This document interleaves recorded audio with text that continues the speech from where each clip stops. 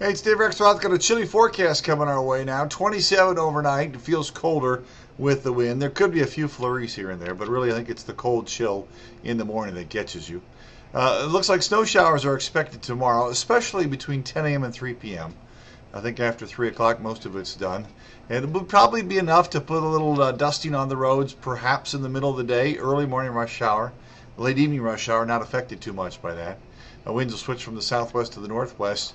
It keeps the breeze up, so 35 is never really what it feels like outside. Wind chills will stay mostly in the 20s. That's the next cold front, so look what happens.